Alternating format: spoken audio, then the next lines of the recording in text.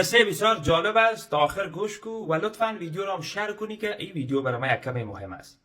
در طول تاریخ یک بار ما مردم افغانستان ظلم کردیم، واقعیت ناجوانی کردیم، بی‌وفایی کردیم و این کار در حق مردم بلوچستان ما مردم انجام دادیم. اینمی بلوچستانی که امروز مثل ما در آتش میسوزه.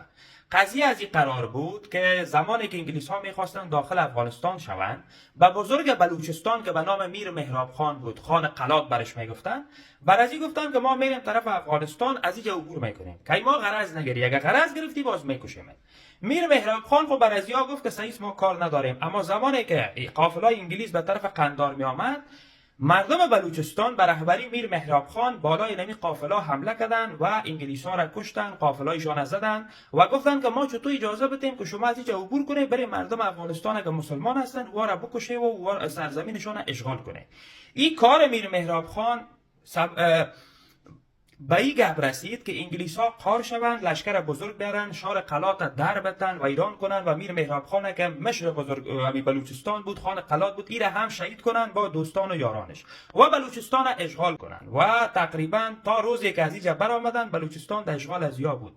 اما زمانی که انگلیس ها از بلوچستان برآمدن، هند جدا شد، پاکستان جدا شد، بلوچستان بعد یک سرزمین آزاد، یک کشور جدا شناخته می شد و خان قلات کسی که در این وقت ابی بزرگ بلوچستان بود، این به انگلیس ها گفت که ما نمیخوایم نه طرف هند بریم نه طرف پاکستان، ما میخوایم که مستقل مثل گذشته باشیم، کشور آزاد. اما اینجا پاکستان چه کرد؟ پاکستان اردوی خود آورد، بلوچستان محاصره کرد، کشتی‌های جنگی خود از راه بحر دگوادر اینجا آورد و خان قلات گفت که یا امضا میکنیم ای که پاکستان یکجا میشی و یا تام کشته میشی و بلوچستان ما اشغال میکنیم به زور. اینجا اینمی میر احمد خان که بزرگ بلوچستان بود، ای آمد افغانستان پیش علما حاکمان افغانستان برای کمک خواستن که شما ما را کمک کنه که پاکستان میخواد ما را اشغال کنه، ما را کمک کنه تا ما یک کشور مستقل باشیم، نمیخوایم با پاکستان باشیم. اما حکومت افغانستان بلوچستان کمک نکرد و اینمی دلیل شد که میر احمد خان به مجبوری بگره در امضا کنه و پاکستان بلوچستان یک ایالات چهارم خود اعلان کنه.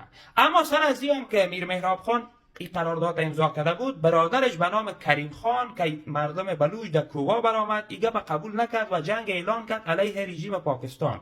ولی پاکستان چه کرد؟ روی سفیدار آورد، بزرگار آورد، عذرگزاری کرد، در قرآن تاپه کرد و اینمی کریم خانه بیادر خان قلات از کو پایین کرد که بیا ما که تو کار نداریم، میشینیم گفتگو میکنیم، مسئله را حل میکنیم. زمانی که او از کو پایین شد، در قرآن تاپه شده بود، او را گرفتن 10 سال به زندان انداختن و دیگه بزرگای بلوچ گرفتن کلش اعدام کردن.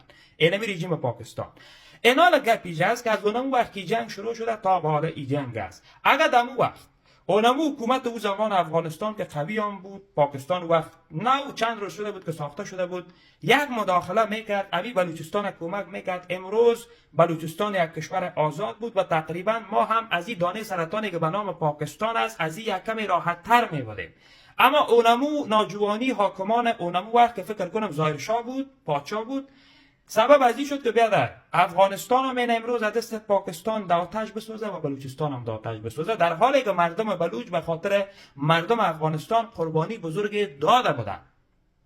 اما بیادر ما در وقتش ناجوانی کردیم تحت خان قلات تحت مردم بلوچستان و تنها ماندیمشان و بیادر این پاکستان وارم کشته رئیس، ما هم کشته رئیس.